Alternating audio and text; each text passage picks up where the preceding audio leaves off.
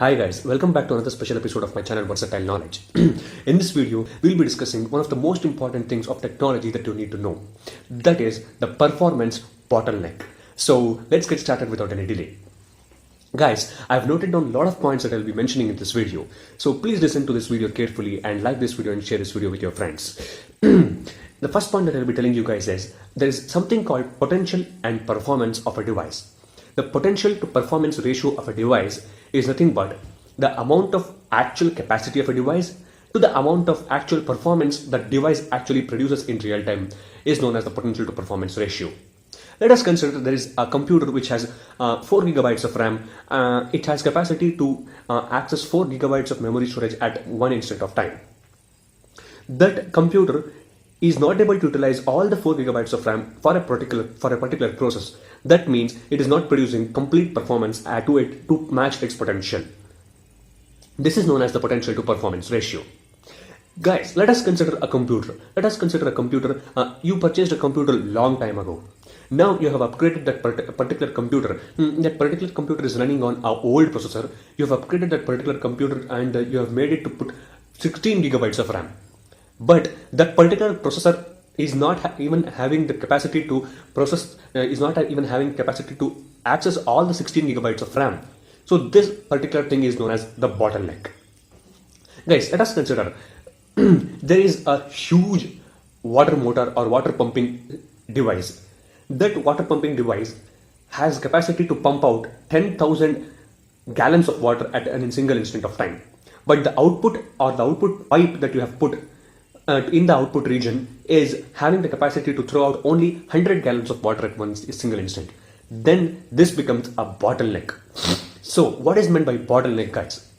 Bottleneck is nothing but there are certain checkpoints in a SoC, certain checkpoints of a particular device, of a particular computing device or a particular electronic component which checks or which halts the performance of the particular device and which will not, this makes the performance of a device not in match with the potential of device. This is the potential of the device, this is the performance of the device.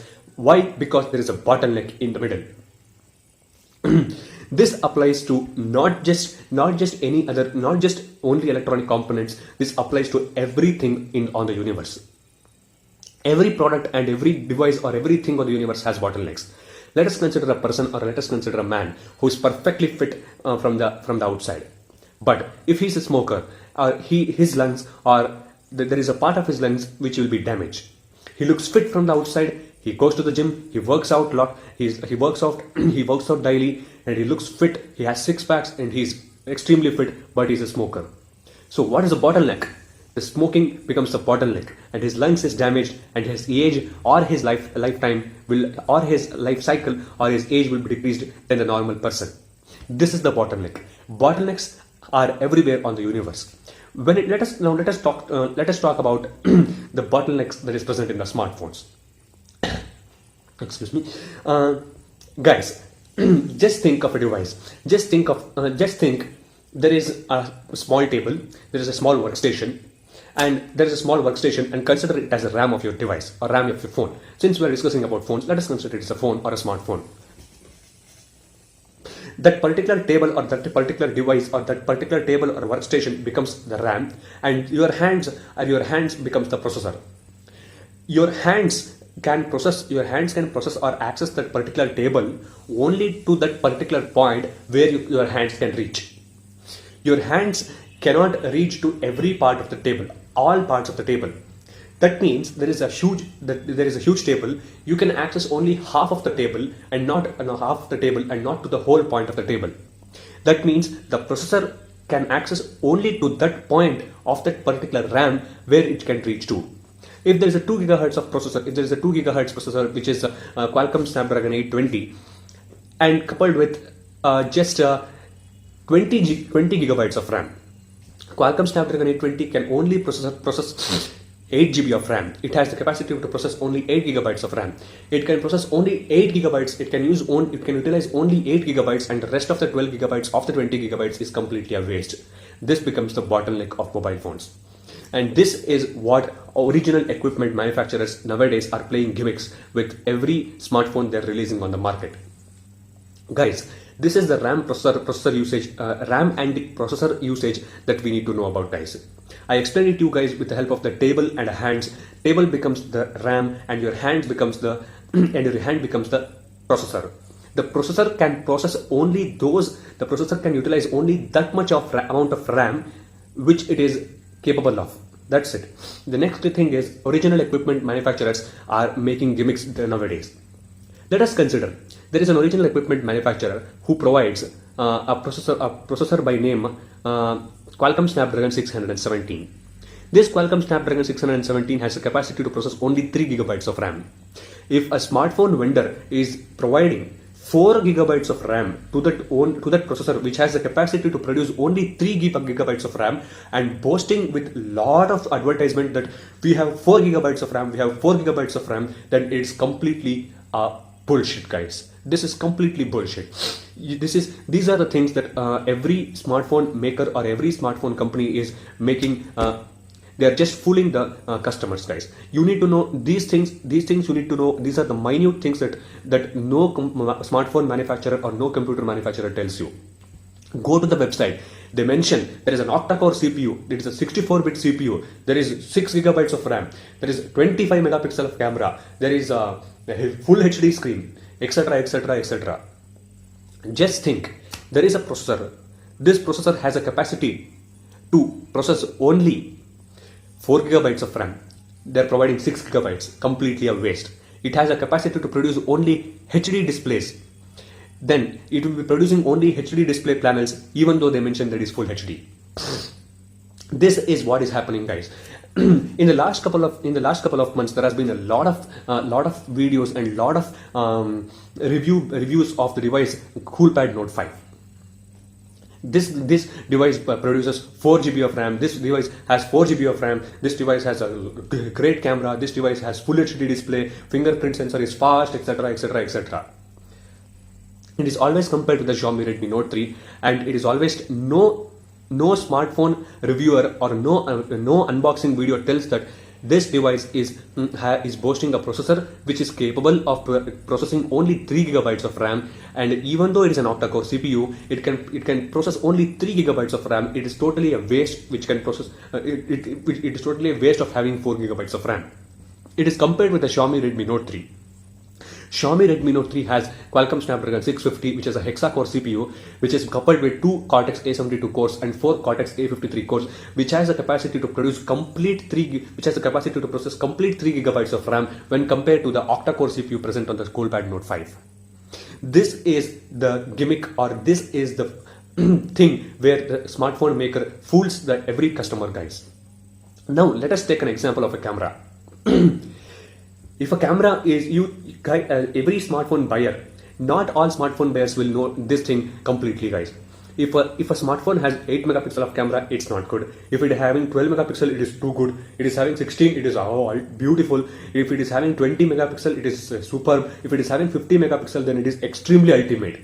Then if this was the case, guys, then why would Samsung and Apple's would still be using 12 megapixel sensors in their cameras? This is the thing, guys. Having a good aperture less than f2.0, having optical image stabilization is important, using good 6-element lenses are important, having the able to process good lighting is important. These are the most important things that we need to consider, guys. Smartphone vendors just boast about their cameras. 15 megapixel camera on this device. There is 23 megapixel camera on this device. This is the best camera in the world. You need no DSLRs in front of this camera. Even though they are boasting like this, why Samsung and Apple produces greater images than the 23 megapixel camera? These are the bottlenecks, guys. These are the bottlenecks that every smartphone vendor or every smartphone maker is putting on that SoC and limiting the capacity or limiting the capabilities of that particular device. It is not able to process the complete amount of potential that particular device is capable of. Now let us consider the real-time scenario, guys. There was a smartphone by name Vivo V5 that was released a week back. This device Vivo V5 boasts 20 megapixel selfie camera. Okay, this device boasts 20 megapixel selfie camera. This device has 4 gigabytes of RAM. This device has HD display. This device has a 13 megapixel rear camera, metal body, 3500 mAh battery. This device is priced at 18,000 rupees. Just listen to this carefully, guys. This device has a processor by name MediaTek 6750. Guys, this becomes the bottleneck, and this is the most funniest fact of this, guys, of this scenario, guys. You need to always be aware of the situation, guys. Every shop you go and to buy smartphones, they show Xiaomi, they show Vivo, they show Oppo. Why? Because Oppo, Vivo and Xiaomi are spending millions and billions of rupees in order to make endorsements, in order to make advertisement, in order to tell the they're bringing up, they're collecting a lot of YouTubers. They're just putting up money, lot of money in order to just gain popularity, guys. Their smartphones that they produce will not have greater performances, greater processing abilities than they boast. Just go to this website. I'll be putting up the link in the description below. You go to the website and confirm yourself, guys. This smartphone Vivo V5 is having MediaTek 6750. It is not even MediaTek Helio X20. It is not even MediaTek Helio X10. It is not even MediaTek Helio P10. It is just old MediaTek 6750, which is an octa-core CPU. This device, this MediaTek 6750 is capable of utilizing only 3 gigabytes of RAM. This device does not even have full HD display.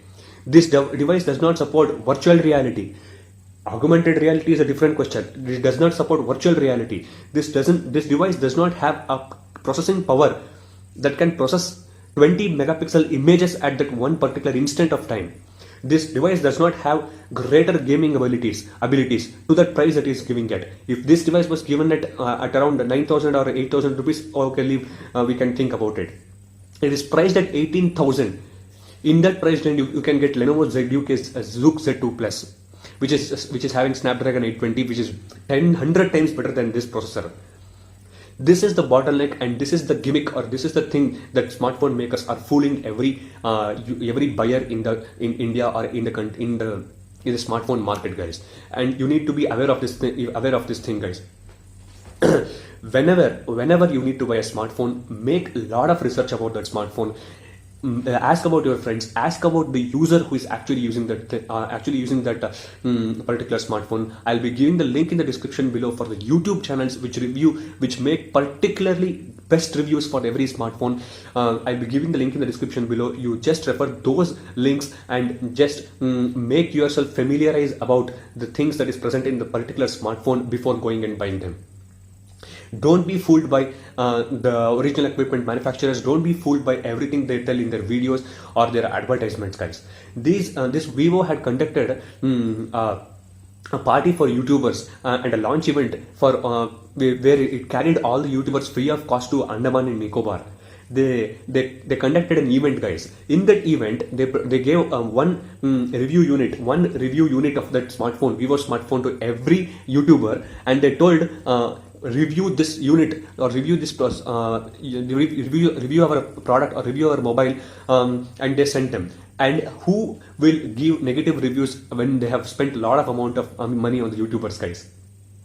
At the end of the day, they have attended the event free of cost. Their flight was sponsored by Vivo. Their event was sponsored by Vivo. 2-day hotel stay in a 5-star hotel was sponsored by Vivo. And why will they be giving negative things about the phone, right? But all the things that will be told after that review, after that events, will not be true, guys. Just wait for the smartphone to be released onto the market. Just think, is this smartphone giving the actual amount of performance to the price that we are paying? Is that smartphone really, really powerful to the price that we are paying? See the reviews that I'll be telling the links. See the reviews of those guys who review the smartphones extremely brilliantly, extremely honestly, and then decide whether you need to buy that smartphone or not.